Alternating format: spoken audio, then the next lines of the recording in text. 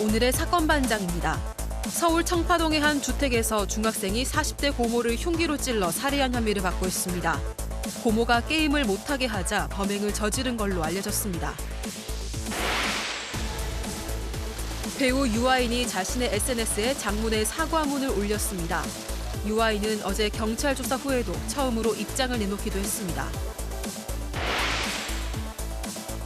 한국인 유튜버가 태국 현지에서 여성들을 상대로 성희롱을 했다는 제보가 들어왔습니다. 남성의 행동은 태국 현지 뉴스에 그대로 보도되기도 했습니다. 뾰로롱! 안녕하십니까. 진짜 어제 말이죠. 진짜 제가 오늘 아침에 일어나서 시청률표가 매일매일 저희 직원들한테 이렇게 발송이 됩니다. 깜짝 놀랐습니다. 그러니까요.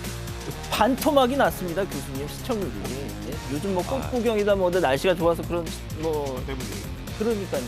진짜 오늘 좀 제대로 해주셔야 됩니다. 알겠습니다. 예? 진짜 하이텐션. 하이텐션. 예, 막 웃기지 않아도 좀 막 억지로 웃긴 거 좀 얘기해주고 그러세요. 알겠습니다. 교수님도 좀 부탁드리겠습니다. 제가 좀 부끄럽네요. 알겠습니다. 자, 빨리빨리 시작할게요. 예.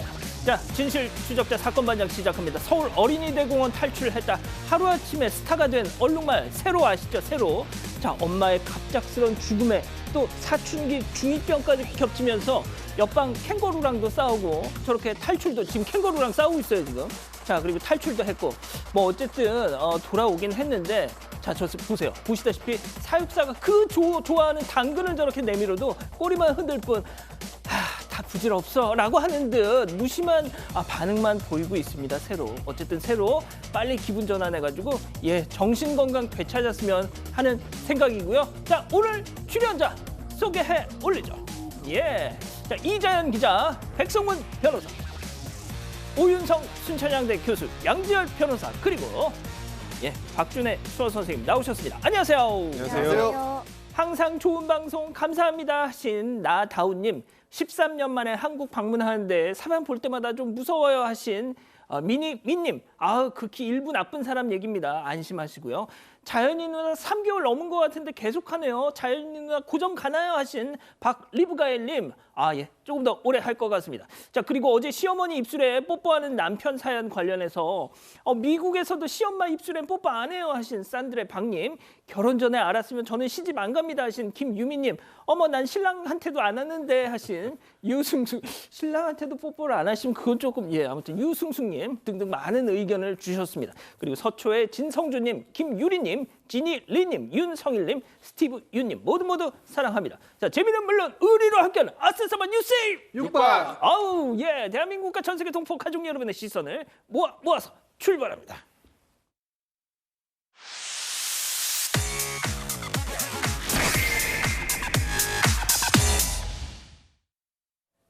첫 번째 뉴스부터 가보죠. 야금야금 편의점을 털어라입니다. 자, 편의점에서 벌어진 일 영상으로 만나보시죠. 자, 물건 고르는 저 노인을 주목해 주세요. 자, 하나 집어 들고 뭔가 비교하는 척 하더니 주머니에 쏙. 그리고 나머지는 싼 것만 집어가지고 일단 계산을 합니다. 자, 너무나 익숙한 이 행동, 바로 상습 절도범입니다. 자, 또 직원이 담배를 꺼내는 사이 저렇게 라이터 쏙 집어넣는 거 보셨죠? 또 몇 달 뒤에는 라이터 집어넣고 있어요. 쏙. 자, 또 몇 달 뒤에는 카운터를 보더니 역시 쓱 뭔가를 집어넣었습니다.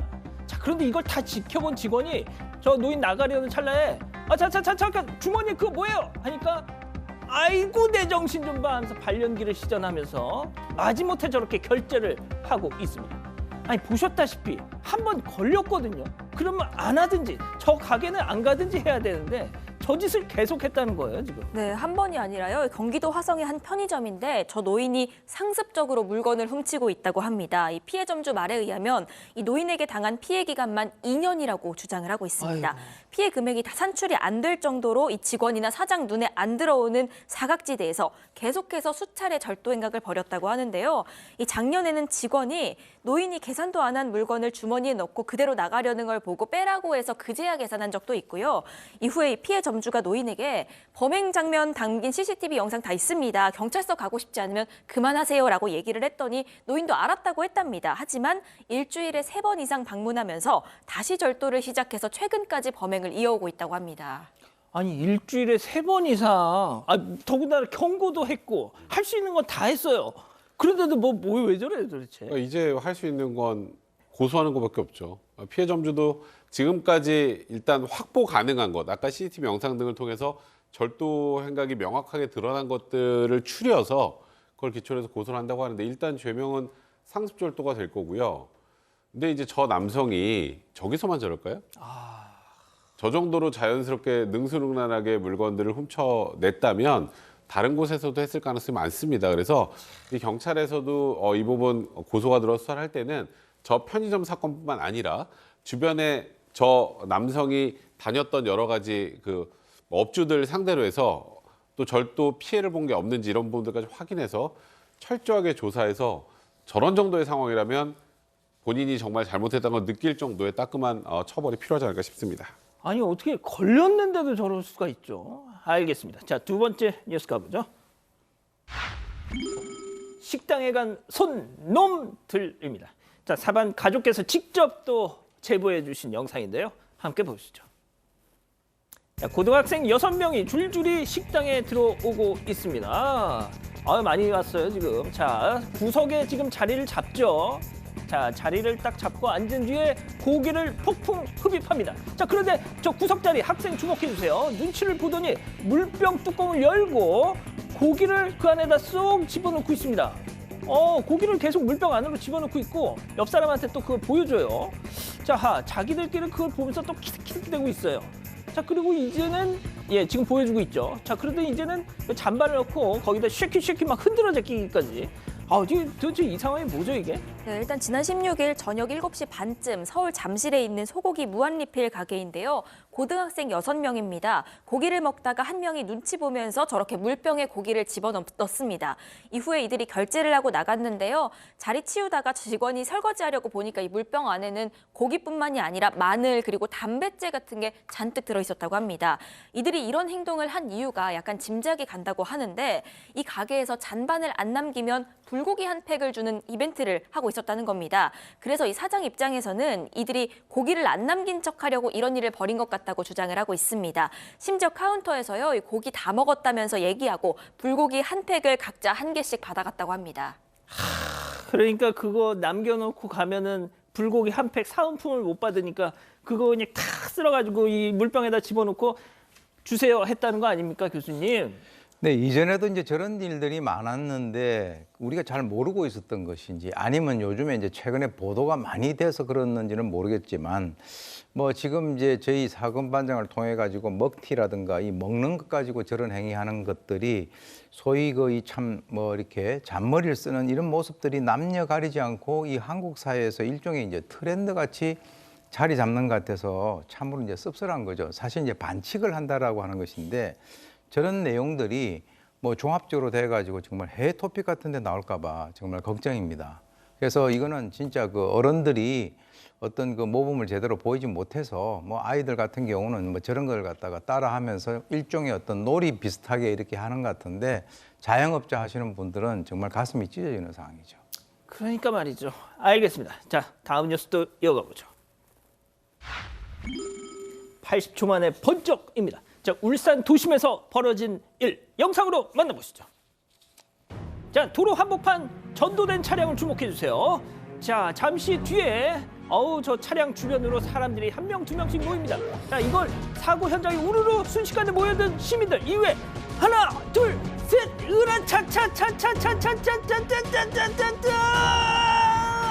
안더니 빨리 야 차가 그냥 제자리로 쿵 하고 왔습니다. 야, 차량 운전자는 이윽고 저렇게 구급차가 와서 또 병원으로 이송이 됐고요. 자, 저 뒤집어진 SUV가 무려 차 중량이 1톤이 훌쩍 넘었는데요. 보세요. 가던 길도 다 멈추고 저걸 저렇게 세워놓고 그냥 또 언제 그랬냐는 듯이 해산을 하십니다. 무슨 플래시몹 마냥 말이죠. 네, 저게 지난 21일 울산 동구청 앞 사거리에서 벌어진 일이라고 하는데요. 보신 것처럼 사거리에서 교통사고가 나서 경차와 SUV가 충돌했고 SUV가 뒤집어진 겁니다. 전도가 된 건데 말씀하신 것처럼 이 주변에 뭐 길을 가던 운전자, 오토바이 운전자, 지나가던 행인까지 한 14명이 우르르 달려들어서 딱 80초 만에 멀쩡하게 뒤집어 놓은 겁니다. 차 안에 이제 40대 남성이 운전자가 갇혀 있었던 상황이었고 가슴 통증을 호소하고 있었지만 구급차가 도착을 했고 무사히 이 생명에 지장이 없이 구조가 됐던 건데 우리 길거리는 어벤져스가 다닙니다. 딱 집합하면 저렇게 딱 집합했다가 문제 해결하고 딱 해산합니다. 그러니까 말이죠. 아유, 정말 멋있습니다. 자, 다음 뉴스도 가볼게요. 오지마, 제발 오지마. 아, 이것도 무슨 남녀 간의 그런 문제일까요? 아닙니다. 영상으로 만나보시죠. 자, 잘 달리고 있습니다. 자, 그런데 오른쪽에 트럭이 한 대 엎어져 있어요. 자, 그런데 잠시 후 거기서 저거 뭐야? 바퀴 피해. 피했어. 다행히 간신히 피했는데 갑자기 피했는데 뭔가 쿵 하는 느낌이 있죠. 자, 후방 카메라를 볼까요? 예, 후방으로 갑니다. 자, 피했는데 아이고, 세상에. 아이고야. 저 뒷차를 한번 맞고 다시 내 쪽으로 왔습니다. 처음은 잘 피했는데 거의 무슨 당구 마냥 뒷차를 맞고 다시 돌아와서 날 쳤어요. 이게요. 황당한 상황이네요. 지금 불박차는 고속도로 2차로를 잘 달리고 있었는데 지금 보셨던 것처럼 전방에 사고가 난 화물차에서 바퀴 하나가 떨어져 나와서 지금 굴러온 거죠. 예, 저 진짜 제가 운전할 때 저런 상황이 된다면 얼마나 섬찟할까라는 그러니까요. 느낌까지 드는데 피했습니다. 예, 잘 피하셨어요. 피했어요. 일로 왼쪽으로 피하려다가 이쪽으로 가니까 다시 3차선 쪽으로 피했는데 운전 문제는 잘하시네요. 1차로에 있었던 다른 차에 부딪히고 튕겨서 저기 부딪힌 상황이거든요. 뭐 당연히 뭐 예상하시는 것처럼 이 불박 차량 과실 없을 것이고 예. 저 뒤에 저 차는 무슨 잘못입니까? 그러니까요. 저것도 날라오는 그 타이어를 맞고 저 앞차가 지금 다시 맞은 그런 상황이 됐는데 그러니까 결국은 저 상황은 아까 지금 저 엎어져 있는 뭐야, 화물차의 과실이라고 볼 수밖에 없는 그런 상황이 될 것 같거든요. 다만 지금 뭐 이분들은 일단은 뭐 다치신 데는 지금 없는 상황인데 다행입니다. 저렇게 전도돼 있는 화물차 운전자는 과연 몸은 괜찮으실지 그게 좀 걱정이 되는 상황입니다. 그렇습니다. 자, 그러면 또 다른 영상 이어서 보시죠. 자, 역시 문제없이 지금까지는 잘 가고 있습니다. 자, 그런데 저 맞은편에서 뭔가가 뭐야 이거? 뭔가 쓸려 내려 다시 한번 보실까요? 미끄러져. 아이고, 오토바이구나. 자, 트럭은 피했는데 결국 지금 뒤에 달리던 불박차는 쾅 했습니다. 자, 하마터면 저 오토바이 운전자 트럭 밑에 깔릴 뻔했는데 왜 갑자기 넘어진 거죠? 이게 화면상으로는 잘 안 보이는데요. 도로공사 때문에 아스팔트 포장 아마 다시 정비를 했던 모양이고 기름이 퍼져 있었다라고 합니다. 아이고. 그걸 좀 뒤늦게 보는 바람에 이 사고가 일어났고 보신 것처럼 이 트럭은 아슬아슬하게 피했는데 뒤에 오던 블랙박스 차량에 충돌을 하고 만 상황이고요.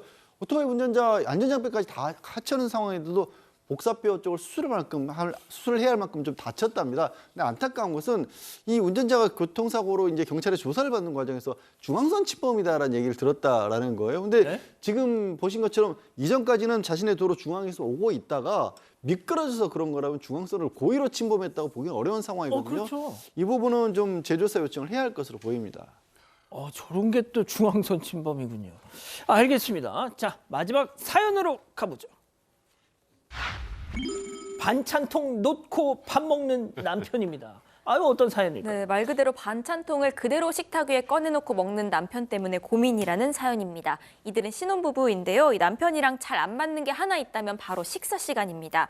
이 아내는 밥 먹을 때 그 4칸으로 나눠져 있는 반찬 그릇, 이 그릇을 꺼내놓고 여기에 먹을 정도만 반찬을 담아 먹는다고 합니다. 그런데 얼마 전에 이 아내가 아침을 안 먹어서 남편 혼자 밥을 차려 먹게 됐는데 남편이 반찬통을 그대로 꺼내놓고 먹은 겁니다. 아내가 이거 침 섞이면 상할 수도 있다.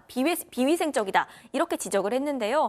남편은 우리 집에서 난 이렇게 늘 먹어왔는데 탈난 적 없다. 유난 떨지 말라는 입장이라고 합니다. 아내는 정말 자신이 유난 떠는 거냐면서 이 사연을 올렸습니다.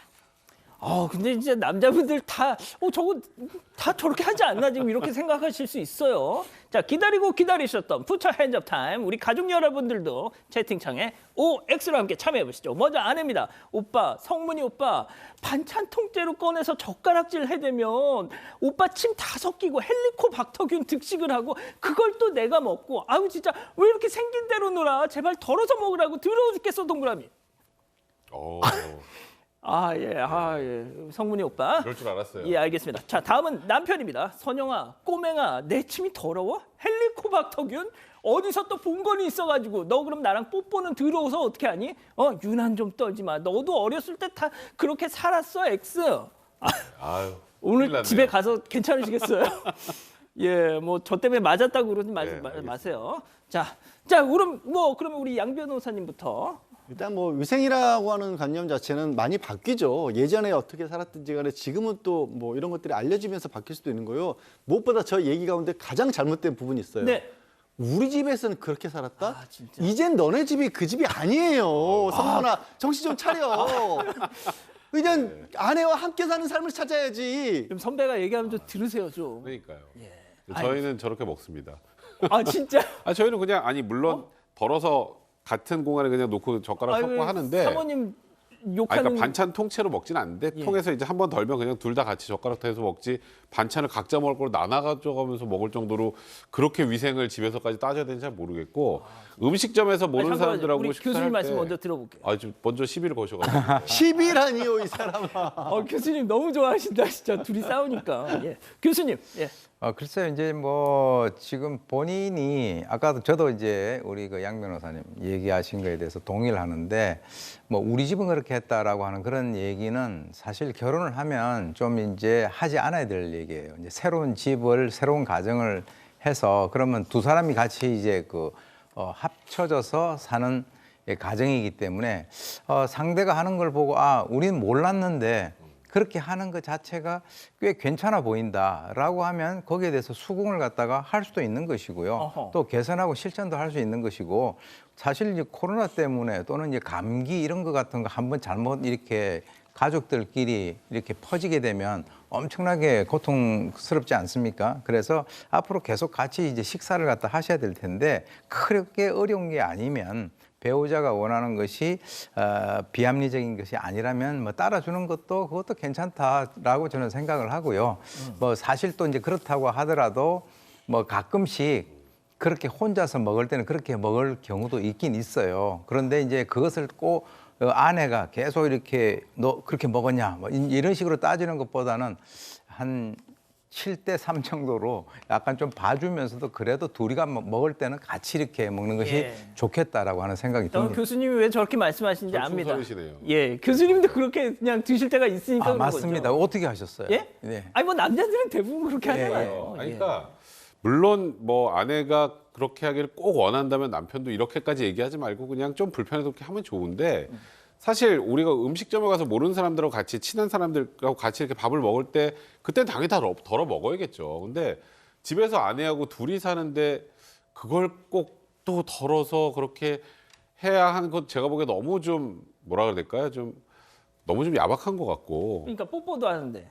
뭐 그렇죠. 예. 근데 그러니까 이거는 저는 개인적으로 생각할 때 이 집에서 그냥 남편 밥 먹는 거 정도는 아내가 눈 감아주는 게 훨씬 더 좋지 않을까. 진짜 무슨 헬리코박터 균이나 무슨 그것 때문에 무슨 배탈이 나겠어요. 뭐 하겠어요.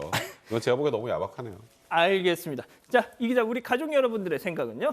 네, 일단 소미님, 나 지금 반찬통 놓고 먹고 있는데 점점점 이라고 하셨고요. 그렇다니까. 미미님, 뭐 어때요? 우린 35년째 저렇게 먹고 있어요. 아무 이상 없어요. 말씀하셨고요. 그런데 황현주님, 우리 집에도 저런 행동하는 남자가 하나 있어서 속 터집니다라는 말씀 해주셨고요. 재나님, 자취때 습관 못 버렸네라는 말씀도 해주셨습니다. 그러니까요. 진짜 비일비재합니다 이거. 자, 소형 트럭 몰고 다니신다는 오수원 선생님 보고 계신가요?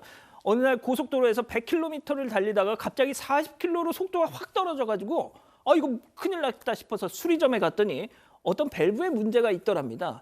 차 제조사 상담실에 전화해서 이런 차 타고 다니다가 나 사고 나면 누가 책임질 거야 이렇게 따졌더니 그 상담원 제가 사고 안 나게 기도해 드릴게요 하더라고요.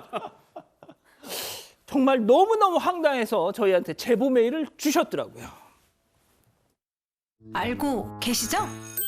다이렉트 자동차 보험도 결국 금융이라는 거. KB답게 가격은 아껴주고 보상은 꼼꼼하게 꼼꼼히 아껴주는 KB손해보험 다이렉트. 임플란트 후 잇몸 관리 어렵다면 좋은 해결책을 알려드리죠. 검카드.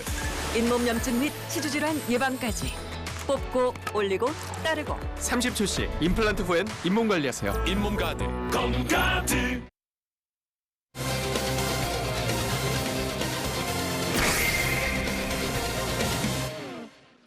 서울 청파동의 한 주택에서 중학생이 40대 고모를 흉기로 찔러 살해한 혐의를 받고 있습니다. 고모가 게임을 못하게 하자 범행을 저지른 걸로 알려졌습니다. 사건의 전말을 파헤쳐봅니다. 정말 좀 비극적인 사건이 또 벌어졌어요. 네, 어제 저녁 7시 30분쯤에 이 서울 용산구에 위치한 한 주택에서 벌어진 사건인데요. 이 고모가 훈육 차원에서 이 집에서 조카에게 게임을 못하게 했습니다. 그러자 이 화가 난 중학생 조카가 게임을 왜 못하게 하냐면서 흉기를 휘두른 사건입니다. 이 가족에 따르면요, 고모가 2, 3일쯤 전부터 집에서 인터넷을 못 쓰게 했다고 합니다. 이 고모는 가족에 의해서 발견이 됐고요. 함께 살던 할아버지가 고모를 발견하고 이걸 전해들은 삼촌이 경찰에 신고를 했습니다. 이 고모는 중상을 입고 인근 병원으로 이송이 됐지만 끝내 숨졌습니다. 자, 양 변호사님, 2021년에 그 조실 부모하고 대구에서 그 남자 형제를 10년간 키워줬던 할아버지 할머니. 근데 그 형제들이 게임 하지 말라고 이렇게 잔소리하는 할머니를 흉기로 찔러서 했던 그 사건 기억하시죠? 저는 그 사건이랑 너무 이렇게 오버랩이 됐는데 역시 이번에도 게임을 하지 말라는 이 핀잔을 듣자 이런 짓을 저질렀다고 지금 전해지고는 있습니다. 일단 뭐 내용상으로 조금 겹치는 부분도 있고 다른 부분도 있는데 이 형제입니다. 한 사람만 있었던 거 아니고 형제가 있고요. 근데 좀 굉장히 안타까운 게 5년 전에 제 아버지가 돌아가신 바람에 고모하고 할아버지가 맡아서 키웠다라고 합니다.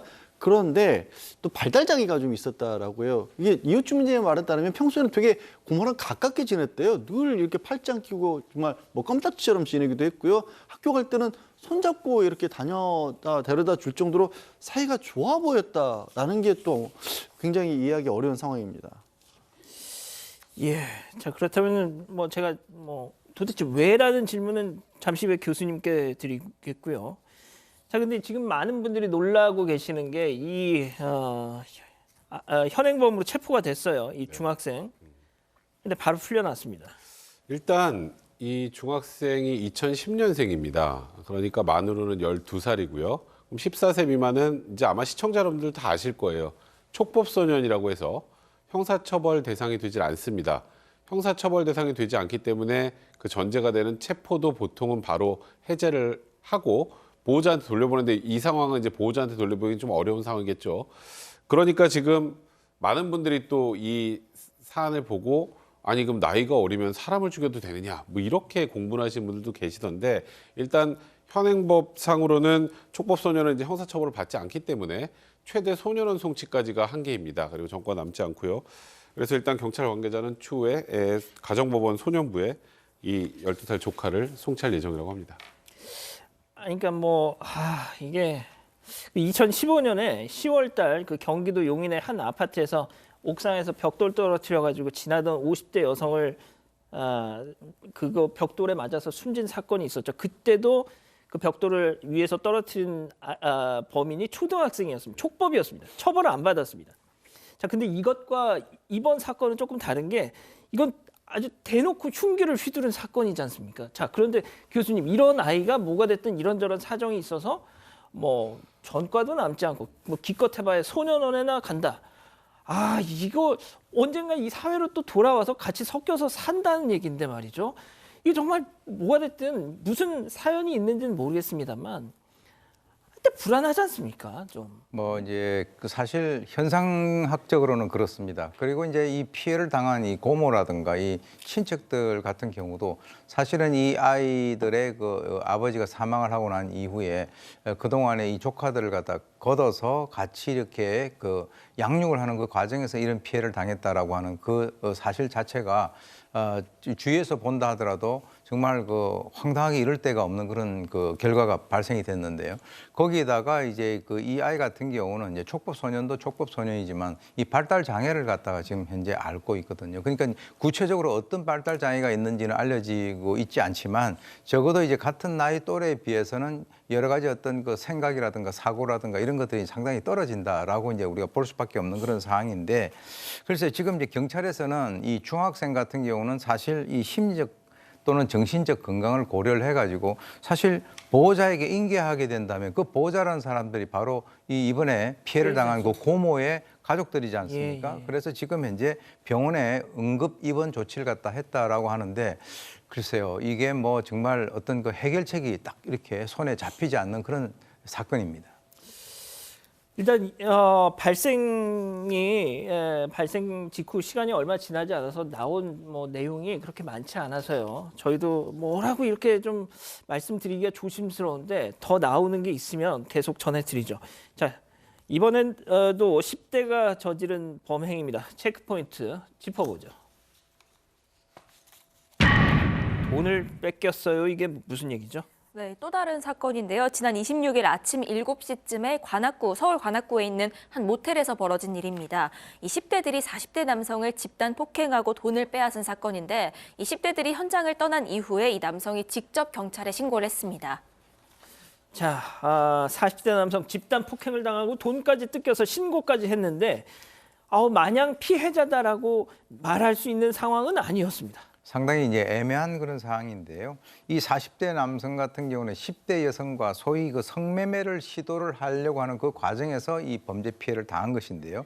이 사건 현장에서 아까 얘기 나왔던 그 10대들로부터 이제 폭행 피해를 당했고 실제로 이제 그 조건 만남을 가족들에게 알리겠다라고 하는 협박을 당해서 휴대전화 계좌 이체 등을 통해 가지고 약 한 5,200만 원 정도를 지금 뺏긴 그런 상태입니다. 그래서 지금 이제 사실 이 40대 남성이 10대 이 청소년들에게 그런 폭행 피해를 당했다라고 하는 것에 대해서 좀 왜 그랬을까라고 생각을 했는데 실제로 이 경찰은 남성에 대해서 구체적인 그 사건 경위 조사, 즉 다시 말해서 어떻게 그 10대 여성들하고 그런 어떤 그 연관이 됐는가를 조사를 하고 난 이후에 성매매 혐의로 입건을 할지 그것을 갖다가 결정할 방침이라고 합니다. 자, 뭐 지금 채팅창에서 우리 가족 여러분들도 그렇고, 뭐 별로 안타깝지는 않다, 뭐 이렇게 말씀을 하세요. 예. 남성은 안타깝진 않은데 10대들은 무섭습니다. 이게 10대들의 계획이 아주 철저한 계획을 세우고 저지른 범죄였어요. 그러니까 이 남성을 뭐 걸린 건 남성이 뭐 말씀하신 건 안타깝지 않은 상황인 게 채팅 앱으로 조건만 남을 사람을 찾습니다라고 한 거예요. 거기에 걸려든 거예요. 근데 이 10대 여성이 이 여성이라는 표현을 쓰면서도 좀 그렇습니다만 봉천동의 한 모텔로 유인을 한 겁니다. 그래서 방에서 기다리고 있으면서 바깥에 있는 다른 10대 7명이 대기를 하고 있었던 거예요. 연락을 하고 있다가 들어왔다, 방에 들어왔다. 그러면서 이제 준비가 됐다라고 하니까 우르르 덮쳐서 마구 폭행을 하고 돈을 뺏었던 거고요. 20대들이 얼마나 철두철미하게 준비를 했냐면 바깥에 도주할 차량까지 또 빌려놓고 있었던 거예요. 네, 그랬었습니다. 이제 이런 수법이 영화나 드라마에서 많이 나오잖아요. 근데 정말 이제 10대 폭행 양상이 이렇게 잔혹하고 치밀하고 계획적일 수가 있나라는 그런 생각까지 드는데, 근데 우리나라 뭐 다 아시겠지만 CCTV 정말 촘촘하죠. 이 8명 전부 검거됐습니다. 이건 굉장히 중한 범죄이기 때문에 경찰도 CCTV 분석을 통해서 다 추적을 했고요. 그래서 서울 각지로 흩어져 달아났습니다. 같은 데로 달아난 것도 아니고, 근데 전부 다 검거를 했는데 뭐 은신처나 주거지나 노상 등에서 체포를 다 했고요. 그런데 지금 이 8명은 우리가 좀 전에 했던 사례처럼 촉법소년은 아닙니다. 10대긴 하지만 16세에서 18세 정도가 해당하기 때문에 당연히 뭐 촉법소년이 아닌 이상 보호처분 대상이 아니라 형사처벌 대상이고, 일단 죄명 자체가 굉장히 셉니다. 특수강도입니다. 그러니까 단체로 폭행을 하고 돈을 갈취한 것이기 때문에 일단 이 8명 중에 3명, 주범이라고 생각한 3명은 구속영장까지 청구된 그런 상황입니다. 자, 교수님 뭐 짧게 정리 좀 부탁드립니다. 네, 이런 사건들이 지금 이제 알려지기로는 한두 건이 아니었습니다. 그래서 지금 뭐 어떻게 보면 이 청소년들도 저것을 갖다 잘 알기 때문에 그것을 이용을 해서 저런 식으로 이제 그 함정을 만들어 놓고 유혹을 한 것인데요. 이런 그 사건들이 보도가 됨으로써 뭐 중년 남성들이 이 어린 여성들과 어떤 이런 조건 만남 같은 것을 하는 것이 어떻게 보면 돈도 이렇게 뜯기고 그리고 이제 아주 망신스러운 상황이 된다라고 하는 그런 것이 일종의 범죄 예방 효과가 있지 않는가라고 하는 그런 생각이 든다 하더라도 이 전체적으로 이런 사건들은 우리가 굉장히 씁쓸한, 그리고 어른이 제대로 잘못했기 때문에 그것에 대한 대가를 받는 그런 사건이라고 봅니다. 씁쓸하죠. 첫 번째 사건 이렇게 정리하고요. 두 번째 사건 이어갑니다.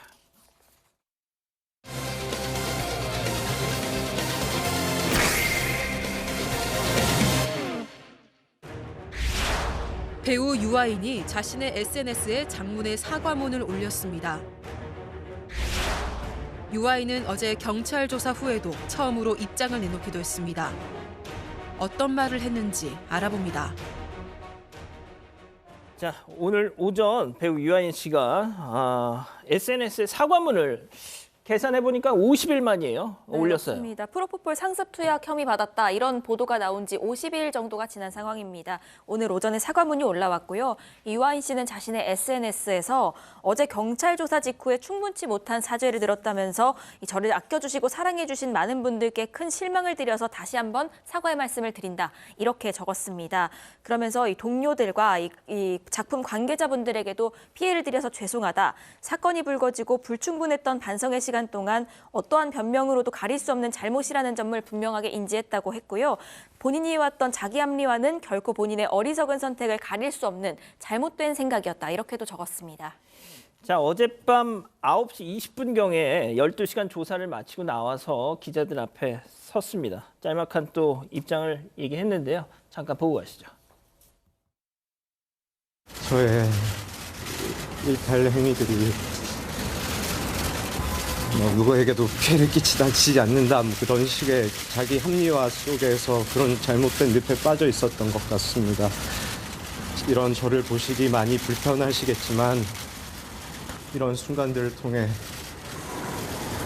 그동안 제가 살아보지 못한 진정 더 건강한 순간들을 살 수 있는 기회로 삼고 싶습니다. 실망드려 정말 죄송합니다. 죄송합니다. 그러니까 이 연기에서 저 유아인 씨가 출연했던 영화나 드라마에서 저런 장면들이 왕왕 있어가지고 저게 연기인지 뭔지 솔직히 제가 일부러 유아인 씨를 막 이렇게 폄훼하는 게 아니라 약간 조금 그렇더라고요. 그렇게 보신 분들이 좀 있었습니다. 그리고 유아인 씨가 요즘에 굉장히 많은 대중들로부터 비난을 많이 받고 있는데 사실 그동안에 지금 저 출석할 때도 비공개 요청하면서 한번 출석 일자 조정도 하고 과연 유아인 씨가 제대로 반성을 하고 있는 건 맞는지 아무 입장에 나온 적이 없었으니까요. 그러다 어제 처음 입장을 냈는데 저 마이크 앞에서 그것도 대중들로부터 많은 비판을 받고 있습니다. 그래서 저는 유아인 씨가 SNS에 오늘 불충분한 사죄라는 취지로 다시 글을 올린 게 아닌가 싶은데 제일 중요한 건 이거였습니다. 저의 일탈 행위들이 누구에게도 피해를 끼치지 않는다는 그런 식의 자기 합리화 속에서 잘못된 늪에 빠졌다. 지금 유아인 씨의 이 일탈로 얼마나 많은 사람들이 피해를 보고 있습니까? 이미 다 찍어놓은 영화도 지금 개봉을 못하고 있고 조금 전에 그래서 유아인 씨도 SNS에 그런 내용 글을 올렸던 것 같고요. 또 하나는 이제 나중에 이걸 기회로 해서 본인이 살아보지 못한 더 진정한 건강한 삶을 살아보겠다. 그러면 집행유예로 바로 나온다는 거냐? 그러니까 대중들의 생각은 지금 유아인 씨가 반성한다라는 그런 메시지를 원하는 거지. 그 이후에 자꾸 뭐든지 지금 유아인 씨가 하는 얘기들은 대중들한테 그렇게 좋게 들리지가 않아요. 그러니까 저는 유아인 씨도 조금 그런 부분들을 잘 고려해서 본인의 입장이나 이런 반성하는 모습들을 좀 보여줄 필요가 있지 않나 싶습니다. 교수님은 어제 좀 어떻게 보셨어요? 글쎄요, 이제 원래 이 문제가 프로포폴이라고 하는 그 문제로 시작이 됐는데 결국 이게 이제 마약까지 연결이 된 것이죠. 그리고 조금 전에 이제 얘기 나왔던 나는 누구에게도 피해를 끼치지 않는다라고 하는 자기 합리화에 대해서 아마 그 워딩이 이제 나름대로 정확하게 이제 짚은 것은 확실해요. 이 피해자학에서 피해자 없는 범죄라고 하는 것이 있습니다. 그게 victimless crime이라 그래서 이제 환경 범죄라든가 이 직접적으로 누구에게 피해는 주지 않지만 장기적으로는 그 사회에다 엄청난 피해를 주는 것인데 본인은 아마 이 자기가 마약을 하는 것이 내가 누구한테 피해를 주느냐라고 이렇게 생각을 했었던 것 같은데 그거는 생각을 먹어도 아주 잘못 먹은 것이 이 사람이 어떤 공무원 시험을 본 것은 아니나 널리 알려졌다라고 하는 그런 측면에서는 공인이 아니겠습니까?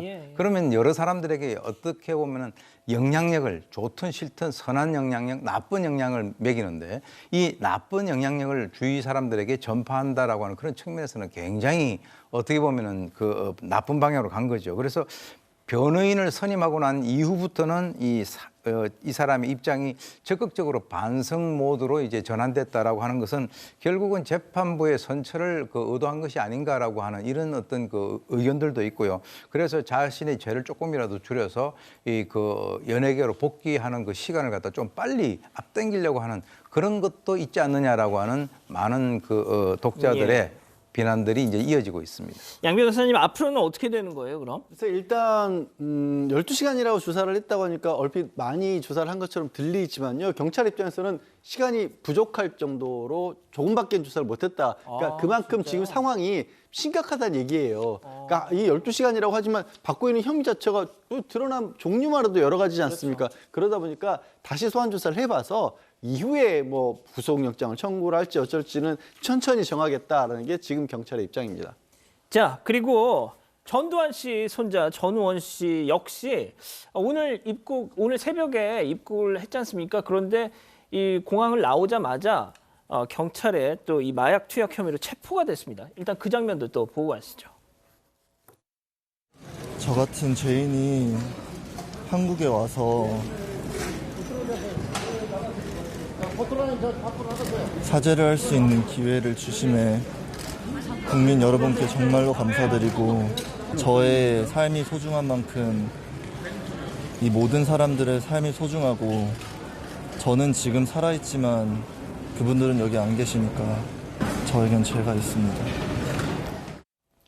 자, 그러면 바로 두 번째 사건 체크포인트 짚어보죠. 죄인이니까 저런 얘기를 했다는 거군요. 네, 오늘 새벽 6시 정각에 입국장 게이트에서 이 경찰이 전 씨를 마약 투약 혐의로 체포를 했습니다. 이 서울경찰청이 수사관 7명을 보내서요, 이 전 씨에 대한 체포영장과 이 수색영장을 집행을 했습니다. 전 씨가 미국 뉴욕에서 귀국편 비행기를 탔는데요, 인천공항에 도착한 지 6분 만에 이루어졌습니다. 이 사과를 결심한 이유에 대해서 전 씨는 죄인이니까 라고 짧게 언급한 뒤에 이 저의 삶이 소중한 만큼 모든 사람들의 삶이 소중하고 저는 지금 살아있지만 그분들은 지금 안 계시다라고 말을 이었습니다.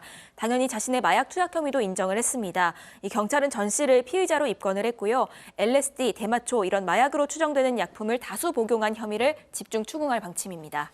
자, 백 변호사님, 그런데 그런 기사도 났던데 유아인 씨는 50일이나 걸리고 전우원 씨는 바로 저렇게 공항에서 나오자마자 체포를 하고.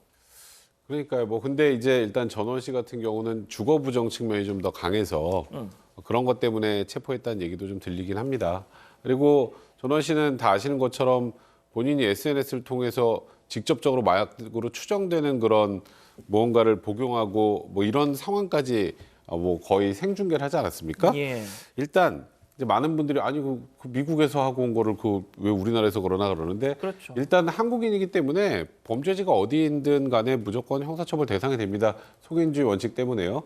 그리고 전원 씨가 이제 본인이 아까 말씀드렸던 것처럼 직접 마약 투약하는 듯한 행위도 했고, 그리고 오늘 들어오면서 밝힌 게 미국에서 병원 기록도 다 있다. 나 마약했던 기록 다 있으니까 그거 확인해 보시면 됩니다.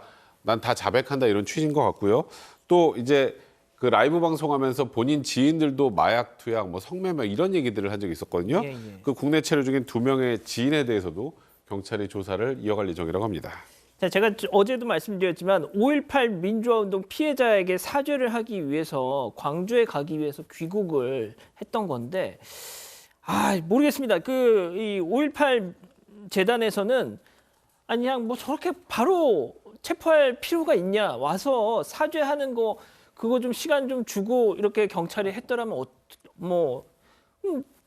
그랬더라면 어땠을까 하는 또 아쉬움도 이렇게 보이더라고요. 그래서 이제 지금 아까 우리 백 변호사님 말씀을 하셨는데 실제로 이제 유튜브에서 바로 마약을 복용하고 막 쓰러지고 하는 이런 모습들을 갖다가 보인 그 자체도 이제 상당히 좀 영향을 미친 것 같아요. 그래서 26일 날 5.18 기념재단에 메시지 사진 한 장을 갖다가 보낸 것을 갖다 SNS에 게시를 하면서 자기는 이 메시지에 사과드리고 반성하고 회개하고 싶다. 피해자의 한을 풀어드리고 싶다. 이렇게 적었고요.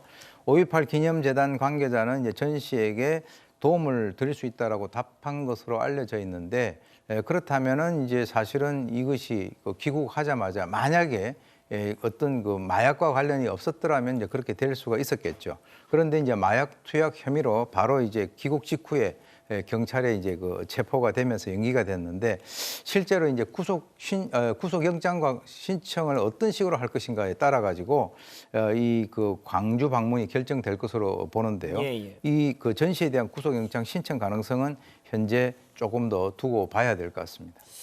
자, 양 변호사님, 전우환 씨가 한 언론 인터뷰에서 우리 가족들은 어려서부터 야, 너희 할아버지는 민주주의의 영웅이고 민주화 운동은 폭동 빨갱이들이 일으킨 반란이었어라고 나는 집에서 이렇게 가르침을 받았었다. 자, 그런데 자라면서 하나하나 퍼즐이 맞춰지면서 이제야 비로소 깨달았다. 이런 얘기를 했단 말이죠.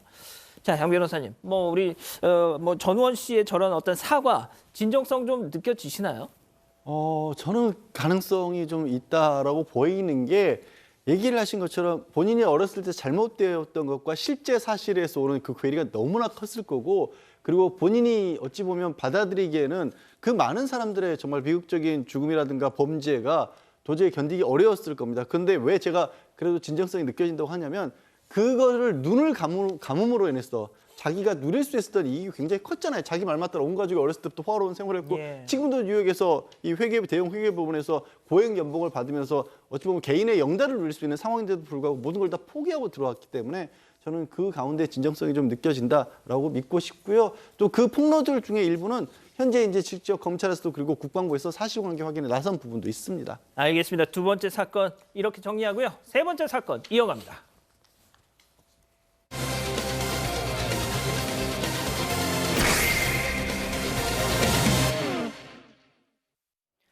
코로나19가 안정세로 접어들며 해외 여행을 떠나는 관광객들이 많아진 요즘. 태국의 방콕 역시도 많은 사람들이 찾고 있는 여행지인데요. 그런데 최근 태국의 방송국에서 한 한국인 유튜버에 대한 이야기가 보도됐습니다. ผู้ชมอันเนี้ยเขาอยู่เป็นเพื่อนบ้านเราเหมือนกันแต่ว่าเข้ามาทำอุกอาจกับสาวไทยมีหนุ่มยูทูบเบอร์คนหนึ่งเขาอ้างตัวนะบางทีก็บอกว่าตัวเองอ่ะเป็นดาราเกาหลีโอปป้าบางทีก็บอกว่าตัวเองเนี่ยเป็นยูทูบเบอร์ชื่อดังกำลังจะเดินจากไปแต่ว่าชายคนนี้ที่บอกว่าตัวเองเป็นโอปป้าเนี่ยคุณผู้ชมพยายามเข้ามาทักเข้ามาพูดคุยจะขอเบอร์ขอไลน์เธอด้วยนะนั่นน่ะ 자칭 한국인 오빠가 현지 여성에게 추근거렸다는 내용이었습니다. 이 보도를 본 현지 교민들은 부끄러워서 얼굴을 들고 다닐 수 없을 정도라고 하는데요. 문제는 이런 사람들이 한두 명이 아니라는 겁니다. 태국에서 도대체 무슨 일이 벌어지고 있는 걸까요? 제가 차마 이 유튜버가 누군지 말씀 못 드리겠는데 우리 가족 여러분들은 채팅창에서 저 인간 누구다라고 다 지금 말씀을 하고 계시네요. 자, 어떻게 된 일입니까, 이거? 네, 일단 한 유튜버가 태국 방송국에 위법 행위했다고 소개가 됩니다. 이 유튜버는 아프리카 TV에서도 활동을 하고 있는데 현재는 이 정지 상태라고 합니다. 이 유튜버가 길거리에서 약간 노출이 있는 운동복 차림의 여성에게 말을 겁니다. 그런데 그 여성이 하필이면 8만 2천 명, 이 팔로워를 보유한 태국의 인플루언서였습니다. 그 해당 인플루언서가 이 당일에 불쾌한 경험을 했다고 트위터에 올리면서 공론화가 됐습니다. 자, 그냥 예쁘장하게 생긴 일반인인 줄 알고 딱 했는데 셀럽이었고 인플루언서였습니다. 자, 그럼 여기서 세 번째 사건 체크포인트 짚어보죠. K 대망신. 자, 도대체 어떤 연유로 이런 말이 나오게 된 건지 당시 상황 직접 보고 가시죠.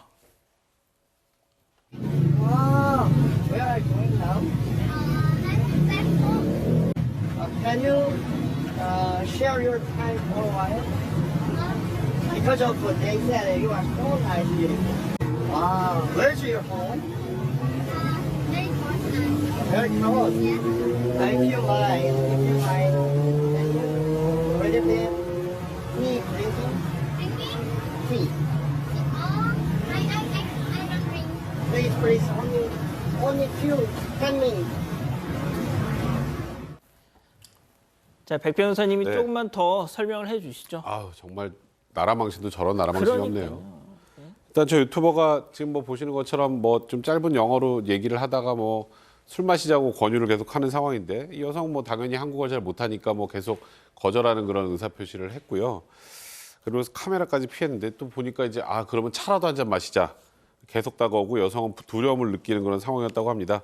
대화하는 동안에 자꾸 본인의 몸을 촬영하는 것 같아요. 지금 보시는 것처럼 약간 몸을 촬영하는 것 같은 느낌도 있단 말이죠. 예.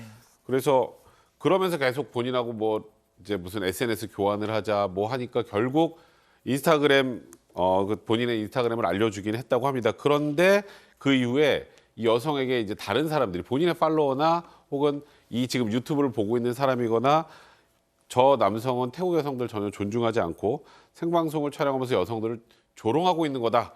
이런 메시지를 받았다고 합니다. 근데 그 메시지를 전달한 사람이 누구냐면요. 저 방송을 시청하고 있었던 한국인 시청자였다고 합니다.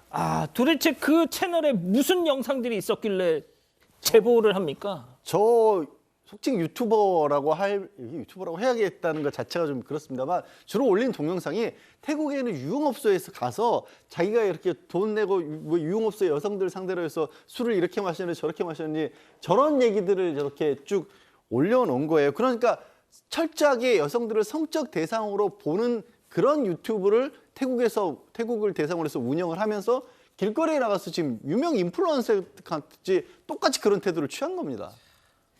자, 유흥업소에 가서 한 그런 정말 질펀한 행위들, 그걸 차마 저희는 보여드릴 수 없는데, 자, 그런데 문제는 이뿐만이 아니고요. 심지어 호텔 메이드 그리고 일반인한테도 막 치근덕댔다는 겁니다. 그 영상 잠깐 보고 가시죠. 오늘 같이 밥 먹자. 튕기지 마. I love you. Today. Korean barbecue. Korean barbecue. You are my style. My friend, you speak English? It's okay. Where are you from? This is my YouTube. Hi, pretty.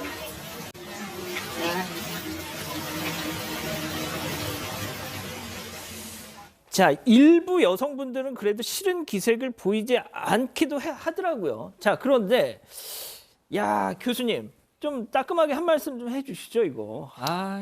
글쎄요, 참 나라 망신시키는 방법이 여러 가지인데요. 아는 그 영어 단어 몇 개 나열해가지고 정말 가장 기본적인 언어 소통을 하면서 저런 식으로 이제 그 나라 여성들 갖다 희롱을 하는데 사실 이 태국 사람들 상당히 이제 순박한 그런 분들이에요. 이제 일반적인 어떤 국민성이 그리고 한국에 대해서 굉장히 좋은 그 감정을 가지고 있습니다. 그럼요. 그런데 이제 저런 그 몇몇 그 어물전 망신을 꼴뚜기가 시킨다고 그런 꼴뚜기들이 나가서 저런 행위들을 하고 있는데 만약에 이렇게 생각하시면 돼요. 지금 저분의 유튜브를 갖다 구독하는 분들이 이렇게 생각을 한번 해보세요. 다른 나라 사람들이 우리 한국에 와서 유튜브를 하면서 우리 한국 여성들 갖다 저런 식으로 대하면 우리나라 사람들이 흥분하지 않겠습니까? 당연하죠. 그러니까 저 나라 사람들이 흥분하고 한국 사람들에 대해서 혐오를 하고 하는 그런 것들은 그거는 입장을 바꿔놓고 생각했을 때는 우리가 그대로 받아들여야 될 그런 상황들인데요. 수요가 있으면 공급이 있는 것인데 이 유튜브를 갖다 보는 분들이 지금 뭐 어떤 유튜브다 이렇게 얘기들 나오고 있는데 정말 그 구독자들이 쫙 빠져가지고 저 사람이 나 이런 행동하게 되면 나 유튜브로서도 끝나는구나 하는 그걸 갖다가 뭔가를 보여주셔야 된다 이렇게 봅니다. 자, 방금 뉴스에 태국 현지 뉴스에 막 오빠 막 이런 말까지 하면서 엄청 어글리 코리안 지금 그냥 괜히 우리나라에 대해서 좋은 감정을 갖고 있는 현지인 분들도 혐한 감정을 가질 수 있게 만드는 이런 행동들 아니겠습니까? 근데 문제는 이런 사람들이 한둘이 아니라고 하네요. 이 사람 하나뿐만 아니고 뭐 어떤 사람은 뭐 유흥업소 같은 데서 어떤 여성을 촬영을 하거나 아니 뭐 성행위 연상되는 행위를 한다거나 그것도 본인의 후원 받잖아요. 유튜버들 후원 받은 돈을 가지고 그런 데 돈을 쓰고 있다고도 합니다. 그리고 이런 인터넷 방송인들이 저런 해외에 가서 저런 행동을 하다가 이제 문제가 되잖아요. 그럼 언론에 같은 데 나잖아요. 그러면 아이고 조그만 언론사라 괜찮아. 그럼 뭐 우리 이제 태국 말고 이제는 뭐 다른 나라로 가지 뭐 이렇게 옮겨가서 또 저런 행동을 계속 한다고 합니다. 뭐 이런 사례가 사실 뭐 태국 현지 말고 우리나라에서 그렇게 반영된 적이 별로 없죠. 저도 못 봤었는데 이런 행동을 하면 얼마나 정말 나라 망신이 되는지 그리고 이런 행동이 얼마나 우리나라에게 좋지 않은 것인지 시청자 여러분도 좀 알아야 된다는 생각으로 지금 우리 사건반장에서 이렇게 나가게 해달라는 취지로 제보가 온 것으로 알고 있습니다. 예, 제보를 주셨어요. 예, 도저히 진짜 창피해서 얼굴 들고 못 살겠다고 태국에서. 자, 양 변호사님. 이게 K-팝, K-드라마 인기 때문에 한국인에 대한 관심이 뭐 이 아시아 지역에서 높아지니까 한국인이라고 하면 막 일단 호감을 보이잖아요. 그거 다 지가 인기 있어서 그런 줄 알고. 그리고 그 호감을 완전히 거꾸로 반대로 뒤집어 버리는데 아주 적극적인 노력을 하고 있는 셈이에요. 그러니까 지금 저 방송에서도 아니 관광객들 환영을 하지만 이런 식으로 나오면 우리는 받아들일 수 없다. 이렇게 나오면 가만히 있으면 안 된다는 얘기를 하고 있고 또 태국인들 입장에서 봤을 때 유명한 관광지이기 때문에 더더군다나 저런 식의 행동을 하면 더 어찌 보면 또 기분 안 좋을 수밖에 없지 않습니까? 저러다가 이제 뭐 예를 들어서 저 남성하고 또 태국 현지 또 젊은 혈기 넘치는 남성들이 싸움이라도 나오고 그래봐요. 그래가지고 뭐 태국과 우리 국가 간에 어떻게 보면 뭐 서로 막 미워하는 이런 일이라도 생겨봐요. 자기 뭐 돈 얼마를 버는지 모르겠지만 그 개인 유튜브로 해서 저런 거 하겠다고 결국 이 말씀하신 것처럼 우리 문화예술인들이 이렇게 올려놓은 위상을 한꺼번에 떨어뜨리는 겁니다, 진짜. 그러니까 말입니다. 지금 뭐 채팅창에서 이미 다 알고 계시네. 예, 다 알고 계세요. 알겠습니다. 자, 오늘 세 번째 사건 이렇게 정리하고요. 사건 연구소 이어갑니다.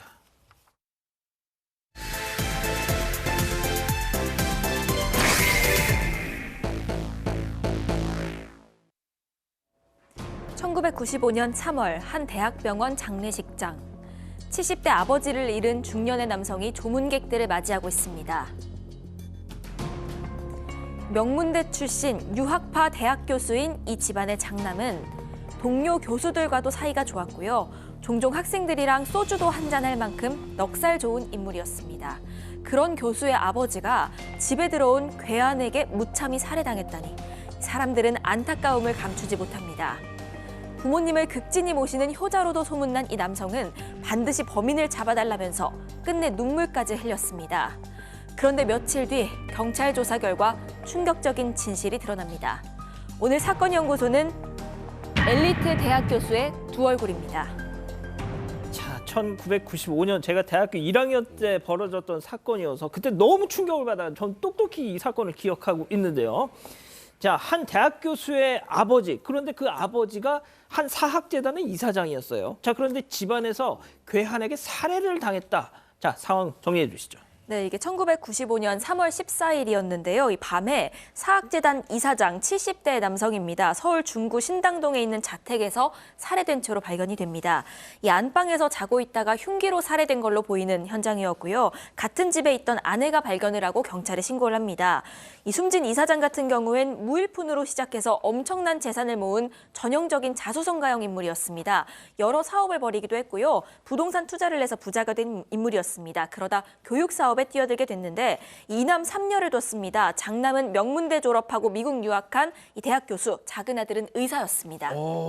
자, 그러면 이 범행 현장 모습 또 주변 상황은 어땠습니까? 일단은 그 초기에 집으로 올라가는 5, 6층 그 철제문이 열려 있는 그런 상황을 보고 아, 이거는 일단 외부에서 침입을 해서 이런 범행을 저지른 것이다. 외부 침입 흔적이 지금 보시는 것처럼 저 철제문이 열려 있었으니까요. 또 화장실과 장난방 저렇게 창틀에서 지문 10여 개 정도 나온 것 감식하기도 했고요. 근데 지금 뭐 무엇보다도 범행 수법이 너무나 잔혹하고 전문적이어서 이거 청부살인 아니냐 이런 의심도 있었던 상황입니다. 그리고 무엇보다도 70대 재력가가 사망하지 않았습니까? 그럼 제일 먼저 생각나는 게 돈입니다. 돈 문제. 그러면 돈을 노린 범행이 아닌가. 그래서 학교법인과 집에 대해서 압수수색도 실시를 했었고요. 또 사학재단 재산관리 맡아온 인물도 조사를 했습니다. 그러던 중에 경찰이 이 숨진 이사장이 한 2달 전에 재산 상속과 관련된 유언을 녹음했다 이런 사실을 알게 됐는데요. 생일이 3월 15일입니다. 그러니까 그 범행 이 사건 다음 날 이 유언장을 공개하기로 했었다 이런 얘기들도 돌아서 이게 과연 맞는 내용인지 그러면 유언에 둘러싸서 이 가족 간의 갈등은 없었는지 그런 것도 조사를 해나가고 있었습니다. 그 와중에 이 장남 김 씨는 상주로 이 아버지의 장례식을 치렀고요. 그 당시 뭐 많은 분들 기억하실 텐데 뭐 신문과 방송에서 굉장히 이 사건 대대적으로 다뤘었는데 그때 이 장남 범인 꼭 잡아달라 그래서 눈물로 호소하는 그런 장면들도 기억이 납니다. 이 제목이 말이죠. 엘리트 대학 교수의 두 얼굴이란 말이죠. 이 장남한테 뭔가가 있는 것 같습니다. 예, 그렇습니다. 이제 이 발생 사건 바로 다음 날 아버지 이혼이 공개된다라고 하는 이것도 경찰에서는 상당히 관심을 가지고 보는 그런 부분이었는데요. 실제로 이제 수사를 하는 데 있어서 이것이 외부의 소행이냐 내부의 소행이냐라고 하는 이 두 개를 놓고 비교를 해 봤을 때 내부 소행 쪽으로 점차적으로 가는 그런 분위기였단 말이죠. 특히 이제 경찰은 장남 김 씨를 굉장히 강력하게 의심을 했는데요. 왜 그러냐면 사건 당일 밤에 이 동료들하고 집 근처에서 호프집에서 술을 마시고 있었다는 거죠. 그런데 이 사건이 발생했던 그 시각에 이 그 장남 김 씨 행적이 좀 약간 묘연하다. 그래서 이 김 씨가 그 당시에 정확하게 시간대별로 뭐 어떤 행적을 해왔느냐라고 하는 것을 파악하는 것이 굉장히 중요한 것이었는데 결정적인 목격자들이 나오게 됩니다. 그래서 누가 이렇게 얘기를 합니다. 사건 당일날 바로 이 장남이 커다란 가방을 들고 귀가하는 모습을 봤다든지 또 다른 목격자 같은 경우는 당일 밤에 엘리베이터 안에서 바로 이 장남 김 씨를 만났는데 얼굴에 핏자국이 있었다.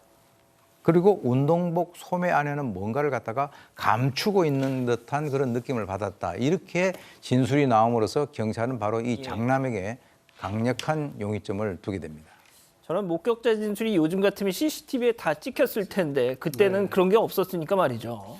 그런 게 없었어도 경찰은 이 장남을 의심할 수밖에 없었던 상황이었습니다. 왜냐하면 이게 뭐 집에 외부 침입 흔적도 없죠. 1층엔 또 경비원까지 있는 집이었다고 합니다. 그러니까 이건 장남밖에 없다라는 의심은 했는데 워낙 뭐 쟁쟁한 집안이기도 하고 또 상중에 뭐 아들을 조사한다는 게 좀 이상하지 않습니까? 그렇죠. 그래서 어머니한테만 살짝 큰아들이 의심스럽다고 귀띔을 하고 5일장 끝날 때까지 기다렸다고 합니다. 근데 이제 어머님이 그거를 좀 이상하다고 생각을 하셨던 모양이에요. 장례식 마치고 나서 자녀들을 다 불러 모은 자리에서 아들을 다그쳤다라는 거예요. 장남을요? 네, 너 진짜로 이 아버지 이렇게 해친 게 맞느냐. 근데 그렇게 아들을 다그치니까 눈빛이 막 이상하게 변하면서 돌발 행동을 하려고 했답니다.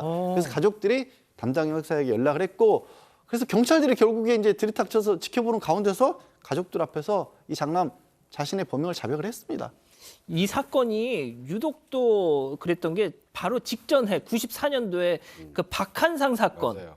그게 있고 나서 또 아버지를 살해한 사건이 나니까 이게 막 엄청났다고요, 이게. 그리고 거기다가 또 굉장히 재력가 집안의 또 직업은 교수고 하다 보니까 더더욱이나 많은 분들의 맞습니다. 충격을 가져왔던 사건인데요.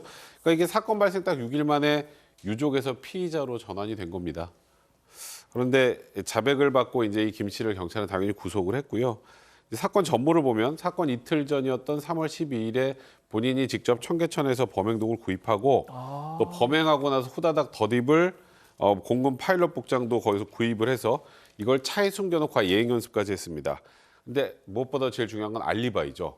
알리바이를 만들기 위해서 사건 당일에 동료들과 집 근처에서 술 한잔을 하겠다. 이렇게 술자리를 미리 만들어 놓고 술을 마시다가 11시쯤에 부모님이 걱정하시니까 내가 잠깐 좀 집에 들어갔다 올게 하고 범행 도구를 큰 가방에 담아서 가서 아버지를 무참하게 살해한 겁니다.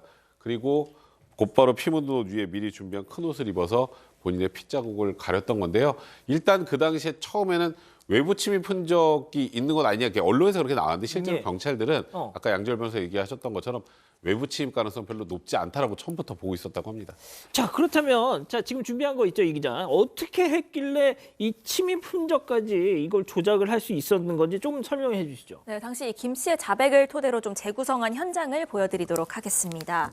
자, 일단 밤 11시가 조금 넘어서 현관으로 김 씨가 들어오게 됐고요. 이렇게 들어온 직후에 자신의 방이 바로 현관방 옆에 있습니다. 이곳에서 이 준비한 작업복으로 갈아입고 살짝 화장실로 가서 샤워하는 척 물을 틀어놓습니다. 그리고는 이 어머니가 거실에서 TV 보고 있었는데요. 몰래 자신의 방으로 다시 돌아와서 방에 창문이 있습니다. 이 창문이요. 바깥 부분이 쭉 다 베란다여서 이렇게 안방 욕실 창문까지 다 이어집니다. 이렇게 창문 통에 넘어가서 베란다 통해서 안방 욕실 창문으로 침입해서 자고 있던 아버지를 살해를 했습니다. 이 일이 모두 벌어지는 동안 어머니는 계속해서 TV를 보고 있었는데 이 김 씨는 아버지를 해친 뒤에 다시 베란다를 통해서 자신의 방으로 되돌아갑니다. 그리고 뒤늦게 이 어머니가 아버지 시신을 발견하고 비명을 질렀는데요. 이 그제서야 방에서 어머니 비명 소리 듣고 나온 척 자신도 깜짝 놀란 척하고 함께 현장을 수습하게 된 겁니다. 자, 제가 교수님께 잠시 뒤에 여쭤볼게요. 자, 이렇게나 치밀하게 도대체 아버지를 무슨 억하심정으로 저렇게 막 왔다 갔다까지 하면서 살해를 한 겁니까? 돈 문제였던 거예요. 이 사람 뭐 당연히 굉장히 유복한 집안에서 자랐을 거 아니에요. 그리고 미국에서 공부하고 교수가 돼서 한국에 돌아왔는데 사업 욕심을 가졌답니다. 근데 아버지가 반대를 했대요. 이 교수는 지금 미국에 아내하고 자녀까지 놓고 왔는데 사업을 하려고 했는데 아버지가 반대하니까 갈등을 빚었었고, 근데 아버지가 사실 반대할 만했던 게요. 지인들하고 시작한 지 얼마 안 돼서 사업을 벌이고 나서 빚만 24억 원을 졌답니다. 그 당시 24억이요? 95년도에 무슨 사업을 어떻게 했는지, 그러니까 아버지 입장에서 봤을 때는 좀 위험해 보였던 거죠. 근데 그것 때문에 결국 불만을 키우다가 범행을 저지른 겁니다. 자, 외국 유학파 그리고 대학교 현직 교수, 장남, 물려받을 재산도 많은데 말이죠.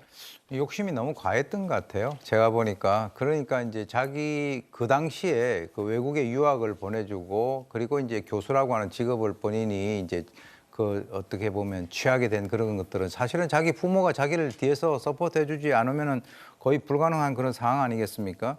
근데 실제로 유산을 둘러싸고도 이제 갈등이 있었다라고 해요. 사실 유산이 말이죠. 많으면 많을수록 적으면 적을수록 또 싸우는 게 유산이거든요. 그래서 몇 년 전에 이제 이 사학재단을 포함을 해가지고 주요 재산하고 부동산의 절반 정도를 이 바로 장남인 김 씨의 몫으로 하는 그 유언장이 작성이 됐는데 본인이 자신의 몫이 적다라고 해가지고 이걸 폐기했다는 거죠. 아하. 지금 같으면 장남에게 뭐 절반 주고 이런 거 전혀 없어요. 예. 그런데 이제 범행 몇 달 전에 다시 이제 부친이 유언장을 작성냈는데 이때도 주요 재산의 대부분을 어머니 형제와 공동 명의로 하게 돼 있어서 자기는 굉장히 불만이다. 이제 이렇게 얘기를 갖다 했었고요. 그런데 이제 나중에 이런 얘기를 합니다. 사실 그 자기가 아버지를 살해한 것은 예. 이런 그 재산뿐만이 아니었다라고 얘기를 하면서 아버지하고 자기하고의 어떤 가치관의 차이로 인해서 생겨낸 여러 가지 어떤 갈등들이 모두에게 미쳤을 때 본인이 상당히 그걸 견디기 힘들었다라고 하는데 아버지 입장에서는 이 아들이 어떻게 보면은 뭐 사업을 한다고 해서 돈을 많이 이렇게 어떻게 보면은 사업에 실패하고 이렇게 하니까 아버지 입장에서는 뭔가 이렇게 탐탁하게 보지 않았던 그런 어떤 상황이 아닌가 이렇게 우리가 추정을 할 수가 있겠죠. 예. 자, 일단 잡혔고 재판부의 판단은 어땠습니까? 아마 많은 분들이 지금 제가 이 얘기를 하면 충격을 좀 많이 받으실 것 같은데요. 예. 일단 96년 5월에 대법원에서 무기징역이 최종적으로 확정이 됐습니다. 우리가 무기징역하면 대부분 종신형이라고 생각을 하시죠. 예. 그죠? 그냥 이제 죽을 때까지 감옥에 있는 거다라고 생각을 하실 텐데 무기징역을 기한을 정하지 않은 징역이기 때문에 충분히 감형이 되고 가석방될 수 있습니다. 이 남성 복역 중에 감형이 돼서 2016년 2월에 출소했습니다. 그래서 아마 지금 이 사건 반장을 보고 있을 수도 있습니다. 그리고 그 이후에 또 모친이 또 논란이 됐던 건 자신의 재산 130억 중에 76억 원을 이 김 씨에게 상속해 줬습니다. 아, 진짜요? 네, 다른 형제들은 당연히 엄청나게 반박을 했겠죠. 근데 이 김 씨는 그 당시 언론을 통해서 어머니가 순수한 마음으로 가족 동생들과 잘 살라고 돈 일부를 주신 거다. 내가 집안을 풍비박산냈으니 내가 다시 세워야 한다는 의무감도 있다. 참 좀 씁쓸하네요. 예. 교수님, 지금 시간이 많이 없어서요. 조금 짧게 좀 정리 부탁드릴게요. 지금 이 김 씨 같은 경우는 또 이제 자기가 그 범행을 한 이유가 아버지가 어머니에 대해서 뭐 폭행을 했다 이런 얘기를 갖다가 한다 하더라도 아버지가 가부장적인 그런 어떤 면이 있다 하더라도 이렇게 아버지를 살해하는 것이 정당화될 수는 없죠. 그래서 이제 어머니가 이렇게 자기에게 재산을 준 것도 어떻게 보면은 자신의 문제로 이 아들이 이렇게 된 것이 아닌가라고 해서 가슴 아프게 생각을 하고 탄원서도 제출했다라고 하는데 어쨌건 본인을 낳아준 그 자체로만 그 어떤 중요한 의미가 있는데 이 돈과 연관돼 가지고 이런 일이 있다는 거 정말 있어서는 안 될 그런 사건이라고 봅니다. 예. 존속 살해, 무기수, 감형 그리고 석방. 현재는 76억 상속. 예. 사건 연구소 이렇게 정리하고요. 글로벌 픽 이어갑니다.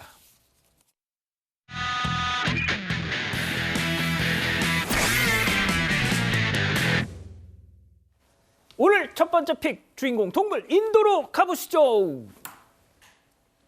네, 원숭인데요. 강아지를 한 손에 움켜쥔 채로 지붕 위에 올라가 있습니다. 자기 몸만한 강아지를 들고도 폴짝폴짝 지붕을 잘도 넘나드는데요. 이 모습을 본 누리꾼은 영화 킹콩의 한 장면 같다 이렇게 표현하기도 했습니다. 장난치는 거겠죠? 둘만의 놀이라고 생각하실 수도 있겠지만 사실 이건 원숭이가 벌인 납치극의 한 장면이었습니다. 네? 동네 개들에게 공격을 당했던 이 원숭이가요. 복수를 꿈꾸면서 반려견을 납치해서 달아난 겁니다.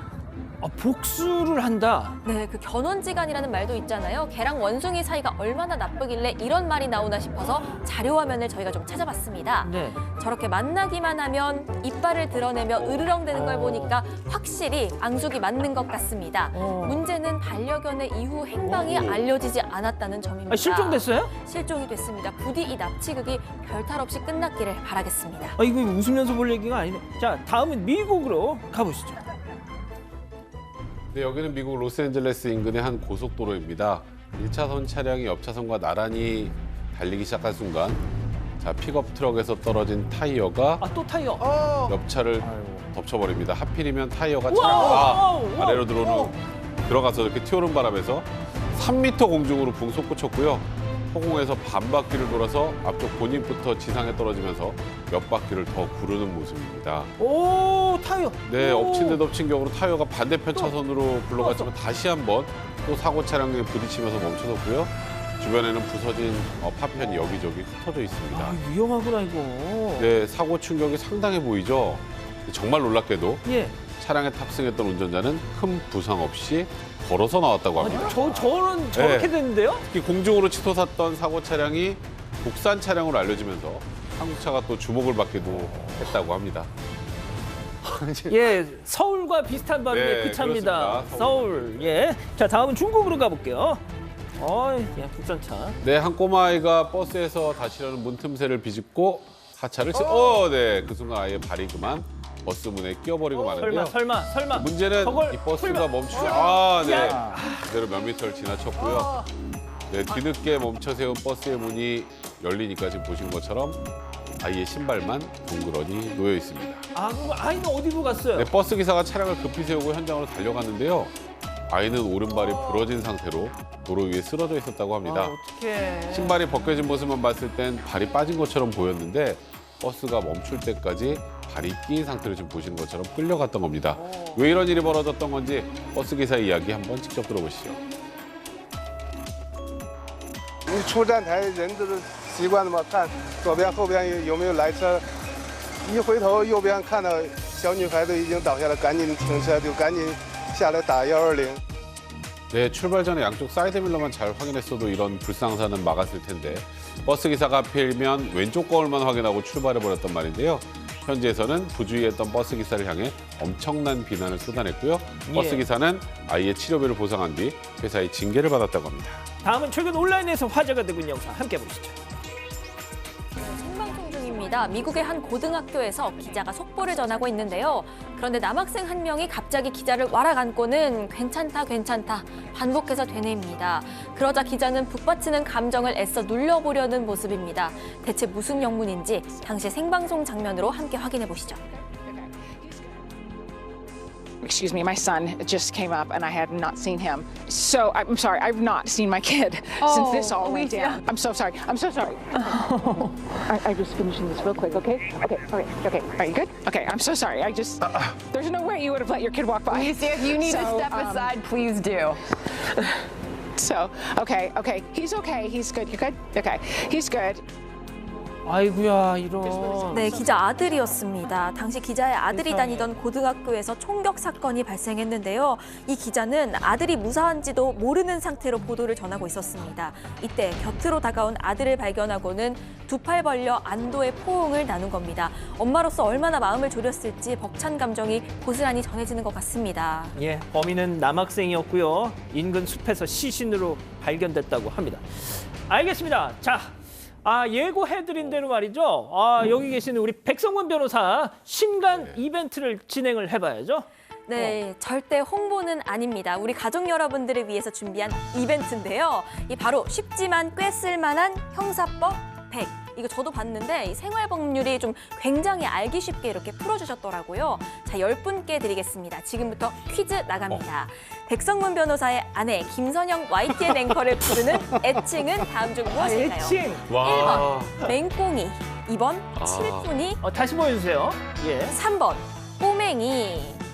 자, 이걸 어떻게 알아 하실 수도 있는데요. 예. 당장 오늘 방송에서도 언급이 됐습니다. 됐습니다. 다시 보기 돌려보셔도 좋고요. 예. 힌트 드리자면 꼬마랑 좀 비슷합니다. 꼬마. 예.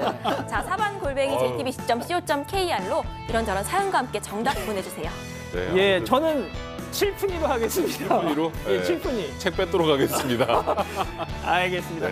자, 많이 우리 또 이런저런 사연과 또 정답 같이 적어서 보내주시면 저희가 10분 뽑아서 책 보내드리겠습니다. 자, 사랑하는 사건반장 가족 여러분 행복한 밤 보내시고요. 저희는 내일도 별이 6개 반, 4반, 6반 저녁 6시 반에 다시 오겠습니다. 안녕히 계십시오.